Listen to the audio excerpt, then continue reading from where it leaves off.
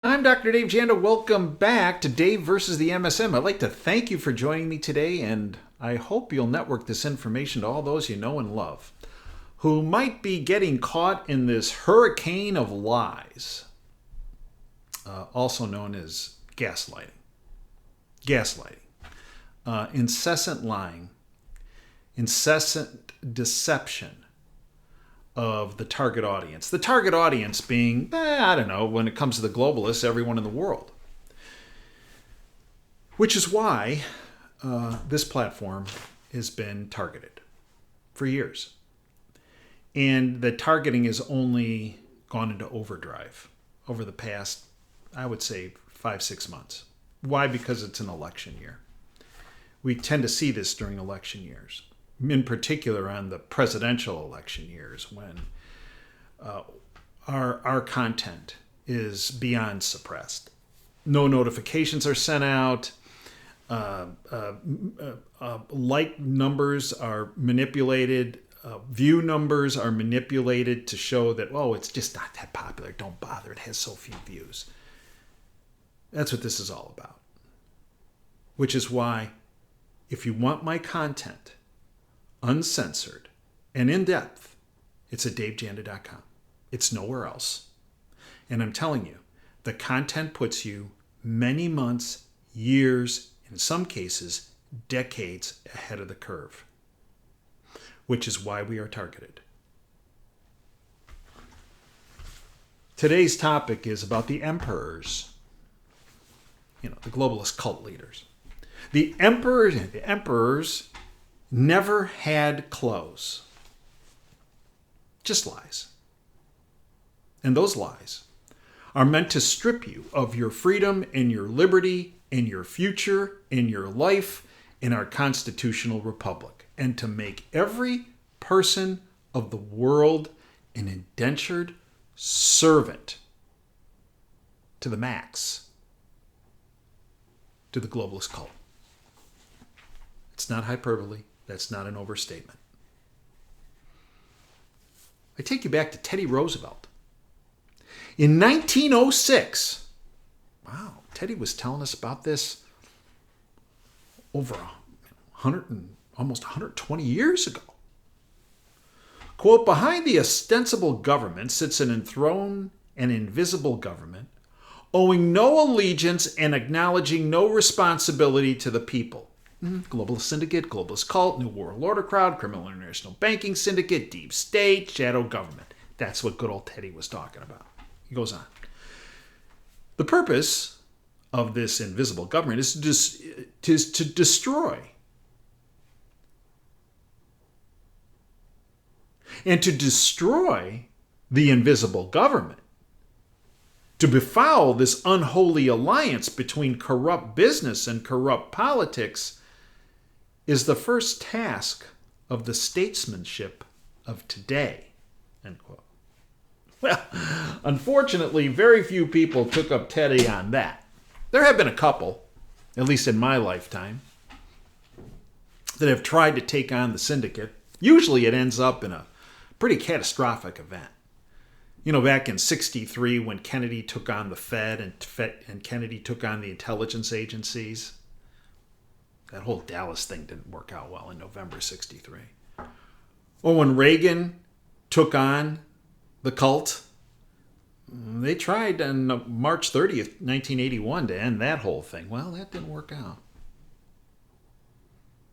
But, they've really gotten their way with their invisible government, whether it's through the Bushes or the Clintons or Obama or Biden.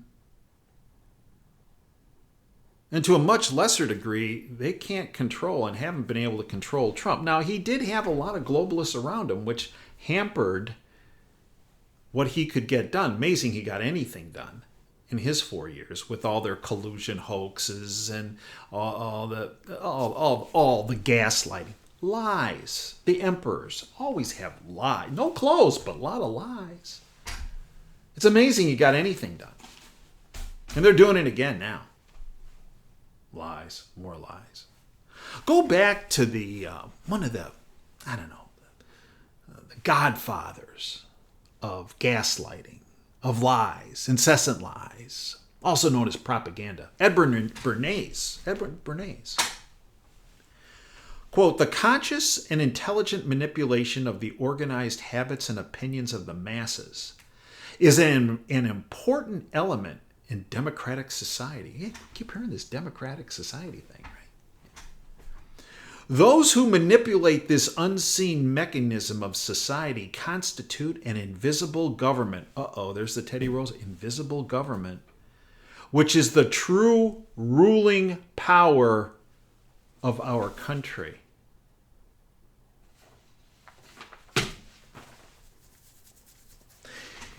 For, well over a decade, I've been telling you that when it comes to Biden, his mental acuity, his cognitive status was gone, shot. Oh, Dave, that's so harsh. And, he has a little forgetfulness. But no. Why do you think they hit him in the basement in 2020? When he was vice president. He was babbling, shuffling incessantly. It was evident. That's why I was calling for cognitive function testing for over a decade on this guy. The emperor is fine. The puppet emperor is fine. As I said, the people around him, known globalists / communists, not even social, communists, were driving that bus. And the emperor had no clothes or a mind of their own. That they were all controlled by the criminal banking syndicate. That's conspiracy theory. Might be conspiracy, but it's conspiracy reality. For 14 years on the radio, I've been telling you this. Those who know me for over 30 years. It's not just me. Go back. Johnny Carson. Back in the late 80s, early 90s. Remember, he retired in May of 1992. Was making fun of Joe Biden and his mental acuity issues. But they wanted you to believe the emperor had a mind. As he became the puppet emperor in 2020. And this whole 4 times, he's on his game. He's lit. He's on it. And one of the people telling you that was Kamala, who has her own cognitive issues with her word salads and cackling incessantly because she doesn't know what to say.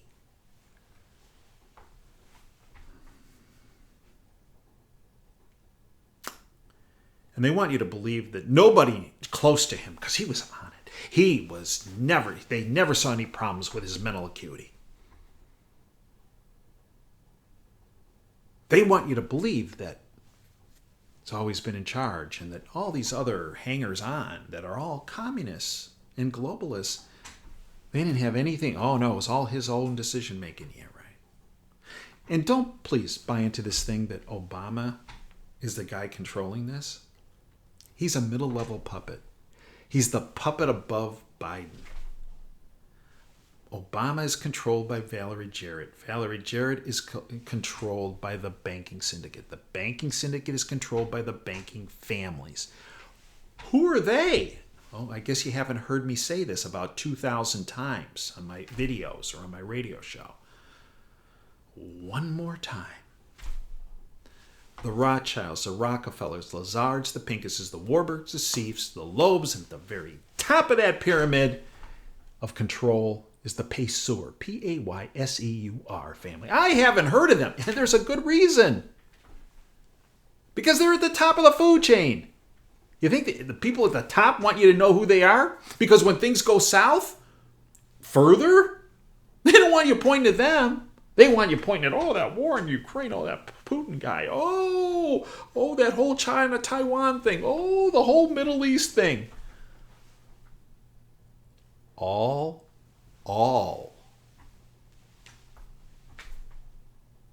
as deceptions and diversions for the people who are really calling the shot, right? Well, all these things were happening. We didn't realize that he had some cognitive issues. The emperor never had a mind and never had clothes.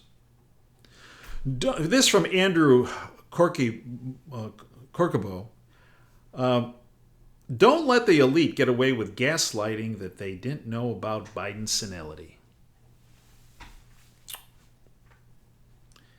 And remember, his accomplice, Kamala Harris, has always denied that the dementia-ridden condition of the Oval Office shuffler-in-chief, which has led to a significant detriment in this country and degradation of this country.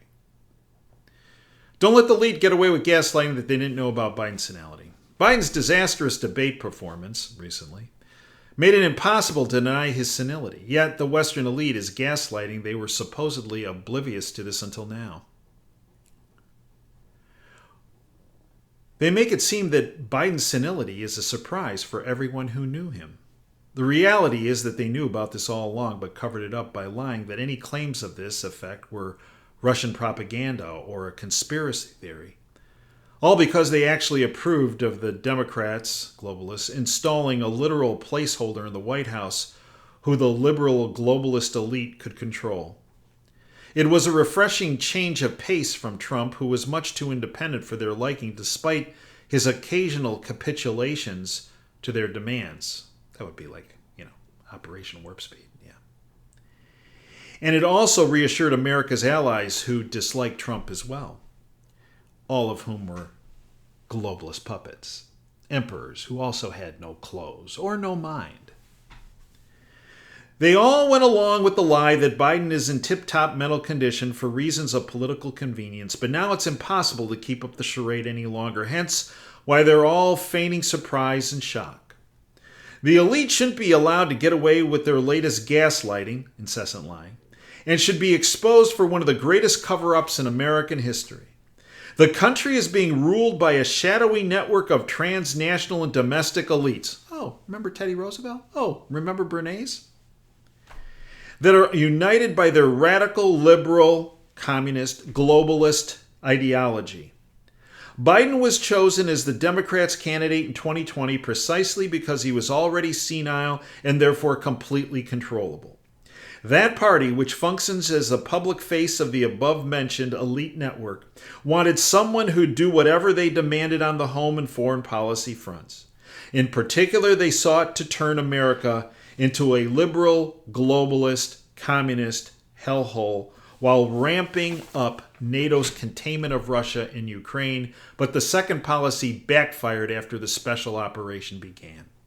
Nevertheless, they'll never have another chance to install someone like Biden since 2020 was an exceptional election year due to it being a referendum on Trump, who a significant share of the public was preconditioned to falsely believe as the new Hitler.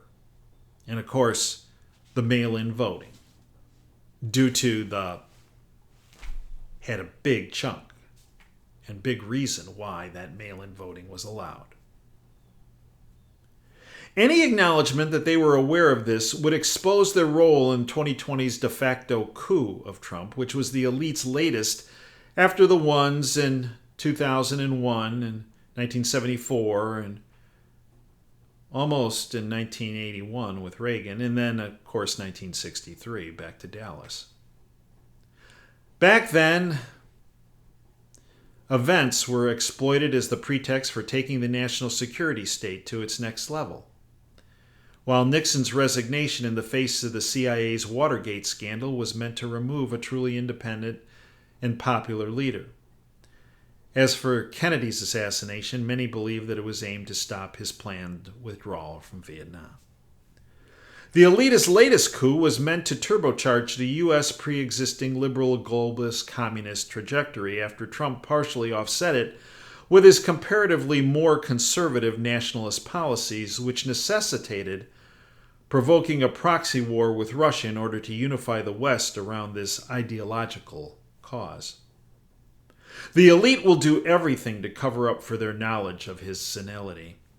Acknowledging that they knew about this would leave little doubt in the minds of the many that 2020 election was actually the elite's latest coup, which is why they're going overboard gaslighting about how they're surprised. But when he couldn't carry their water for them, they had a mini coup. Enter Camelot. The Biden Titanic, written by Victor Davis Hanson. I just give you a little summary of what he recently wrote. Kind of ties it together. Joe Biden's escalating dementia and the long media political conspiracy to hide his senility from the public are the least of the Democrats' current problems, globalist current problems. Biden and Harris's track record may be more concerning than Biden's cognitive decline. They have literally destroyed the U.S. border, deliberately allowing the entry of more than 10 million, some people believe up to 22 million illegal aliens. Their callous handler's agenda was to import objectively poor constituencies in need of vast government services without regard for the current struggles of a battered American middle class and poor. The greatest absurdity of the Biden-Harris White House is the gaslighting, incessant lying, talk of Biden's achievements and Harris's achievements.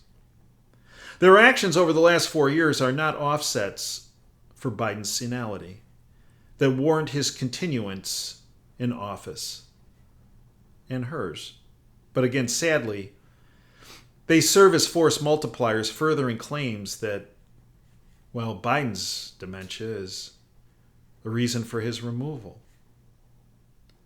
Biden's prefaces of "no lie, here's the deal, no kidding, and no joke" are little more than tics that forewarn us of complete fabrications about to follow.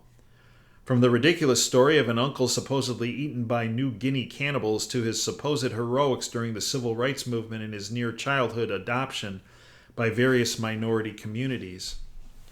Biden's Democratic critics have it all wrong. Removing Biden is wise and needed for the country's sake, but it will not solve the growing public anger at the left, at the globalist syndicate.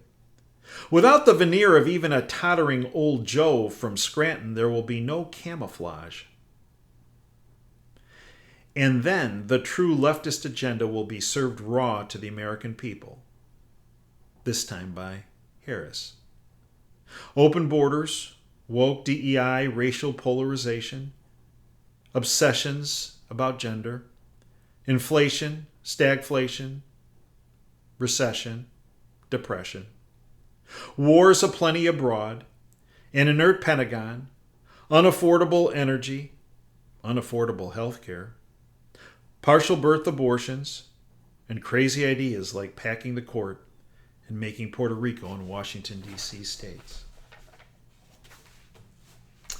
They want you to forget, to not even realize that these puppet emperors, whether they're named Biden, Obama, Harris, the Bushes, the Clintons, Pelosi's, Schumer's, McConnell's, McCarthy's, they want you to not come to the conclusion that none of them ever had a mind, and the fact that they never, ever had clothes. All they had were lies. Recurrent, incessant lies. That's where we are, folks. What's our role in this? 1, to not go along with it. 2, to awaken as many of those around us that we know and love and work with or have as neighbors or come in contact with, that are so gaslit, that have been lied to so incessantly and have bought into the lies and the propaganda that they don't see what's really occurring. We're at a crossroads in this country. And unless we awaken all those around us, we will lose permanently our constitutional republic to the gaslighting emperors who never had clothes and never had minds, all of whom are controlled by the criminal syndicate. It's up to us. I thank you for joining me today. We are available 24/7 at davejanda.com. Extra shows, content, guests, analysis, archives to all of our shows. Our subscription content puts you months, years, some cases decades ahead of the curve. Content I cannot discuss on any social media platform or on the radio because of the choke points. But it's there for you. Censorship free.